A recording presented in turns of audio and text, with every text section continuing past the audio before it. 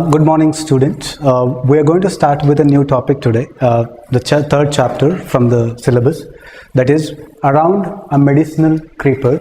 It's written by Purnachandra Tejasvi. I'm sure many of you have heard the name Purnachandra Tejasvi, who is none other than the son of the famous national poet from Karnataka, Kuvempu.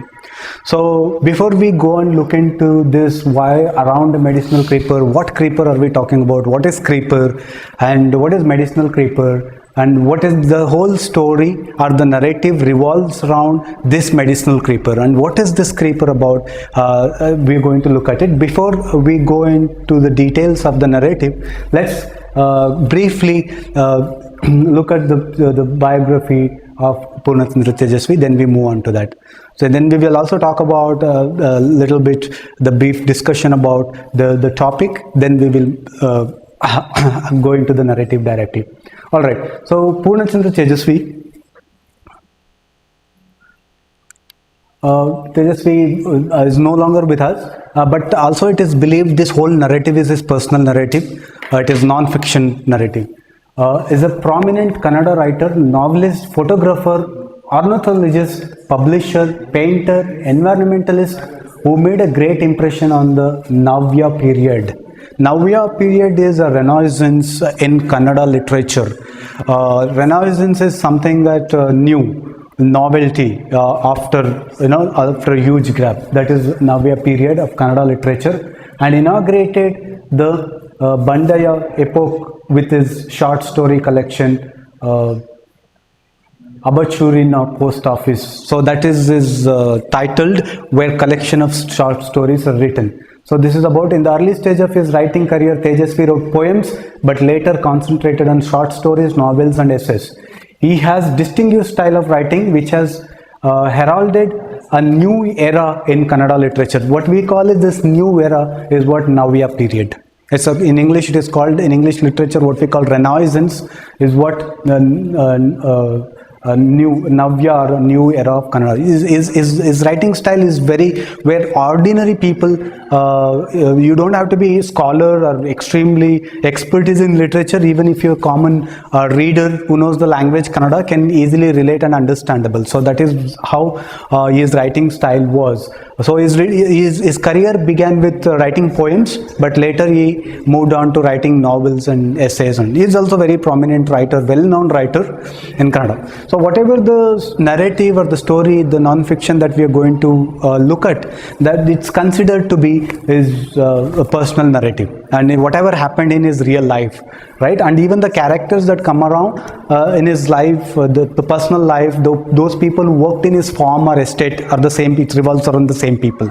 So also if we look at some of the words like ornithologist, somebody who is whose interest for the environment, preservation and all that. So he was also a famous photographer. So he has those are also published in newspaper and famous media, visual media, his photographers. So a lot of award also he has been honored by the Karnataka Sahitya Academy and all that.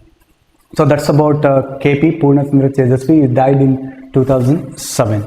All right. So moving on to the lesson around the medicinal creeper.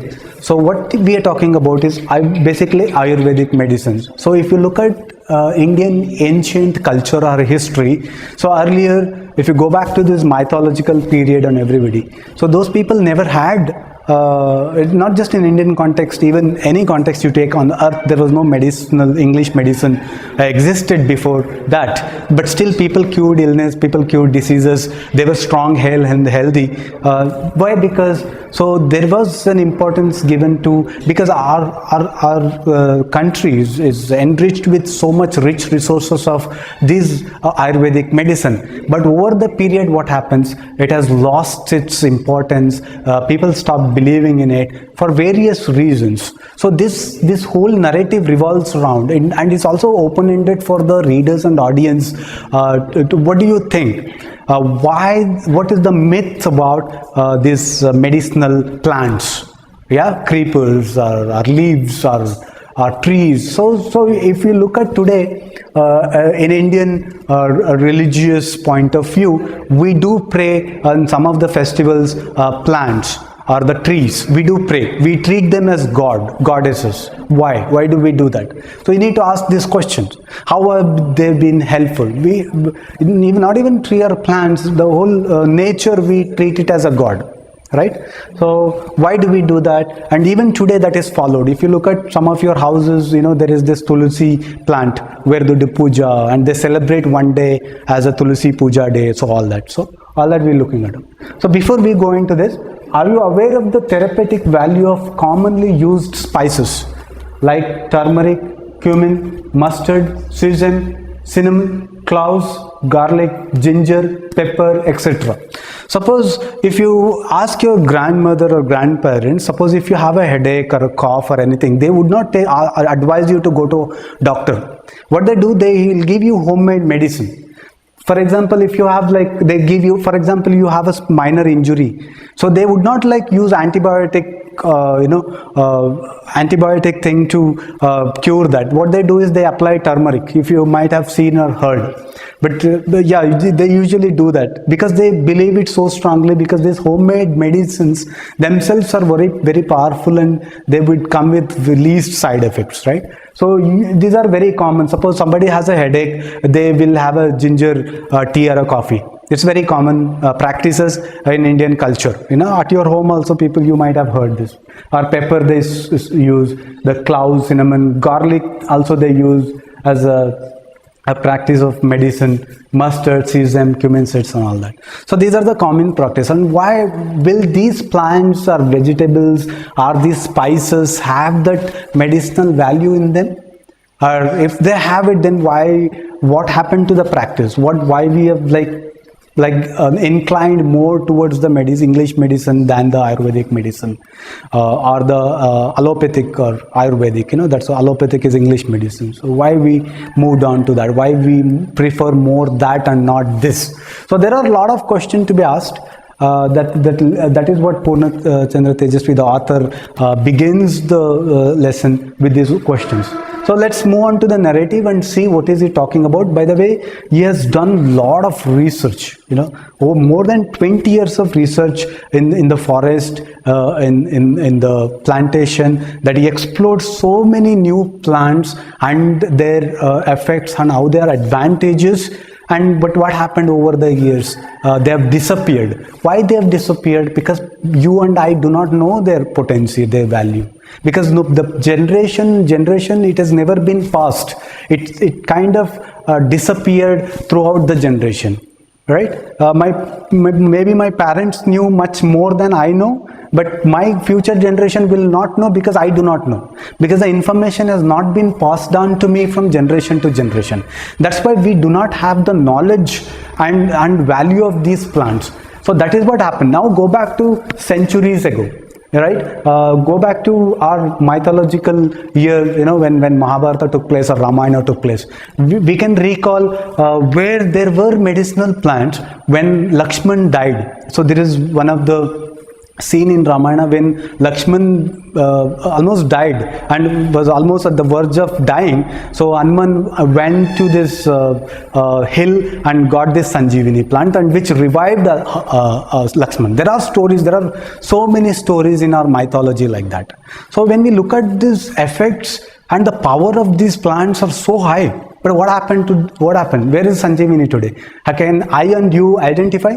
Okay, people who live in Western Ghats, and you are always surrounded by such a rich nature and plants like this. But will you be able to identify today? And even if you're passing by somewhere on the road and there is a Sanjeevani, I and you would not know. But it just dies.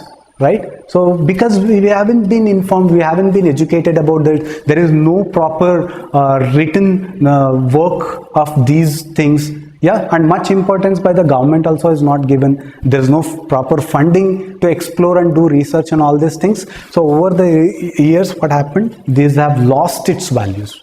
So that is what the whole narrative, we'll look into it. and we'll explore more about around medicinal creeper. So this narrative particularly revolves around this medicinal creeper. What medicinal creeper it is and what is it called and how it is very effective, all that we are going to look at it. Okay, as a homework you could ask your grandparents or your parents about these medicinal plants or leaves and collect those names and ask them how they are effective and what kind of diseases do they cure. Okay, for example, even a smaller thing like lemon also will help a lot in terms of, if you have a digestive problem, they will tell you, okay, take this lemon juice. Probably it will help you to cure digestion and all that. So these things, very simple and common things, but there are in our Ayurvedic literature, there are much powerful, where imagine a plant can bring back life, which completely subverts your entire medical science, right? The whole medical theory and science it subverts. But are there medicines like that? Imagine the people like those rishis and all, right? They lived hundreds of years and they were strong. And there were stories like even people in Himalayan, people who do not eat for months and years, they're still alive, only breathing. How could they be alive? What must they be eating? They're not eating, but how can they be still alive? What kind of mystical power these medicinal plants would give them? So are they true? Are there myths around it?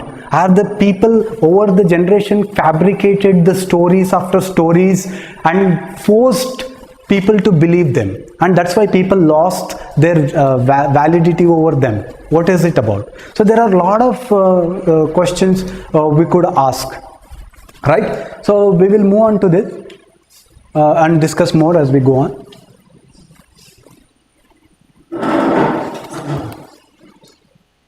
Okay, this is the story of an unusual medicinal creeper. There were so many stories about this creeper, some true, some imaginary, and some totally false. To go beyond these stories and learn some facts about this plant took me almost 20 years. Look, tell me today, who can devote such a long time to explore and do research about these Ayurvedic medicinal plants? Yeah, but he says he does, but also ask question, why does it take such a long time for someone like him who has devoted 20 years of time to do research on this?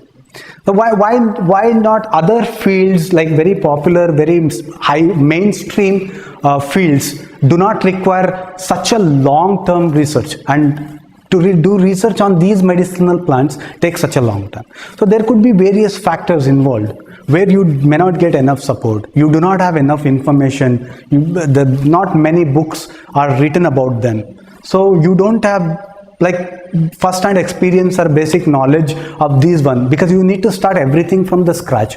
So this would obviously take a lot of time. Or did he get enough support throughout his research? So all that factors to be considered. But he had to do all by himself, everything by the beginning, from the beginning, then it would be very difficult. So that could be the factors why it would have taken him almost 20 years of your lifetime. But tell me today, if you want to bring these medicinal plants, the value of this Ayurvedic medicine to the mainstream, but who can devote such a long time today's generation? Nobody is going to say that, okay, I'm going to devote 20 years, okay, let me come up with this research and exploration and all that. But it would take a lot of time. And unfortunately, neither the government or nor the administrative or the whole body will support to help or fund this research. Yeah, but today if you also, it's very popular, people would like to go for take up MBBS or these mainstream educational fields, but people, when we talk about Ayurvedic and all that, they show less interest, because that's how stereotypically, very conventionally it is conditioned in the minds of the people, our youth. So nobody gives importance, and also everybody wants very quick curing. Nobody wants to wait for a long term to get their disease cured or illness cured. So this is also one of the reasons why people prefer allopathic over Ayurvedic. Let's see what research has he done and how much time it took. And there are stories. For everything there are stories. When we talk about Ramayana, there are people who believe Ramayana happened. There are people who believe it never happened. It's all fictional story. So about the events, the character that happened in the story, also there are people who have a pro and against views, right? Positive and negative views. So we can't just say what is true, what is wrong. But unfortunately, what happened is these stories have been fabricated over the years and years, and ultimately when they present the story in such a unimaginable, impractical way, then people completely lost it, or they say no, it cannot happen, would have never happened. How can a plant revive Lakshman? How can people live thousands of years? How can people live without eating anything and live for such a long time? So all these, because we have not seen and we've only been hearing, and it's very difficult to hear. And what we do, we completely discard this belief and say, no, these are all completely false and fabricated. All right, let's continue and see. A coffee seed bed has to be protected from the sun by putting up a shade over it. Okay, if you have happened to pass through these estates and all that, there is this kind of a bed, coffee seed bed, where the coffee plants have been protected from the sun rays, because otherwise they would die, right? They will be dried up. So to that they prepare kind of a bed over these small plants, okay, to protect sun rays. Once we were erecting a bamboo frame for such a shade, and we needed something with which we could tie the cane pieces placed across the frame. So we sent Sanna to get some creeper from the forest. So what they are doing, so probably the whole setting taking place in his own estate. So usually what they do is, you would connect it well if you have seen it. If somebody was from that setting background, or Chikmagalur or these places. So what they do is, if you just happen to go across these estates, so there are places, it's very evident seen, there is kind of a coffee bed that to provide a shade to these plants have been developed. How they develop with some kind of a tree or bamboo canes, they would plant it, and over that, so it is to give you example, suppose it's very common practice in this part of the country. If there is a marriage at your home, wedding taking place, at 2 days or day before, there is this kind of bed is placed in front of your house. But these are very huge and very tall. But for these plants to be protected from sun rays, and these are very short, this is not too high. So this is, just imagine like that. For that, what they place for the 4 to 6 corners, they place this the small wooden kind of a pole or something like that, similar to that. I hope you can relate it. So here to make that bed. So what they do, they require bamboo trees. The bamboo trees are there, they are erected already, but to tie them to across the frame, they required some kind of creeper. So what in those days, people would not look for rope or thread, something like that. So usually what they do, they go nearby the forest, people who live in forest, because these creepers themselves work as this rope or a thread to tie something. How do you tie something, right? You need to tie.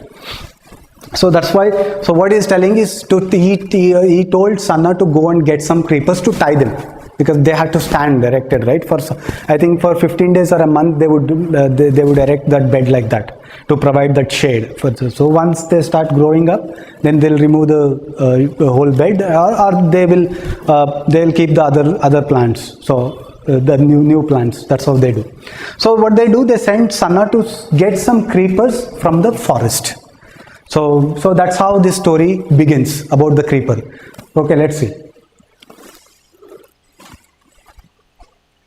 He brought a whole bundle. Mara opened the bundle, and while sifting, he suddenly looked at one of the creepers and scolded Sanna. "Hey, why did you pluck this, you fool?" So we have been introduced another character, that is Mara. So here the narrator, author himself, so that we know that Purnachandra Tejasvi himself is a narrator and author. So he sent Sanna to get the creeper. When Sanna get the whole bundle, when you say bundle, probably that has included so many creepers like that. So when Mara opened it to Swift, because you can't just, because you need to remove the leaves of the creepers and all that, right? To make it proper to tie these bamboo sticks, right? That frame. So when he opening it, he saw a particular creeper and he scolded Sanna. He's saying, "Why, fool, why did you pluck this? You should not have plucked it. Why did you bring this?" So I don't know why Mara is getting angry. Why is he scolding Sanna? We don't know. And what creeper did he look at it? Okay, what is very special about this creeper? Why this creeper is very different? And then maybe there must be a story behind it. We don't know yet. We'll look at this. When I inquired, he said that it was a medicinal creeper. Sanna said that there was plenty of it in the forest. Mara eagerly said, "Come, show me where it is," and took Sanna into the forest. So now when Mara suddenly got angry at Sanna, the author is asking him, why are you getting angry? What happened? What is it about? Then he says it's a medicinal creeper. It has medicinal values, medicinal components, medicinal elements about it. I don't know what does it cure and how does it help. We still don't know, but it's telling. And immediately Sanna responds, "There are so many such creepers in the forest. I just saw." And immediately what Mara is telling, "Okay, let's go to the forest. Let's show me all those." So his eagerness shows something, right? There is some curiosity here. So obviously you and I can be curious by just hearing, looking at Mara's eagerness. And he's telling immediately, "Okay, leave all the work behind. Let's go and look at the plants." Okay, there must be something, right? So that's the curiosity. We are quite curious. You and I are curious. Maybe author is also quite curious about it. Let's see what happens. "Out of sheer curiosity, I also went with them."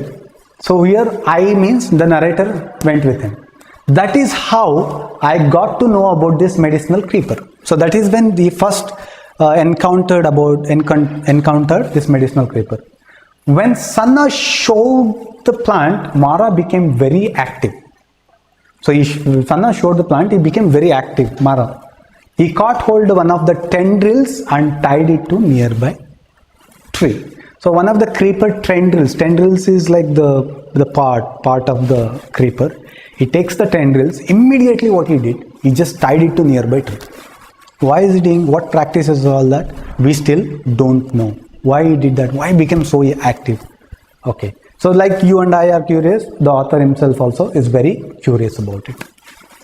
Okay, so let's continue from here, from the next session. Thank you.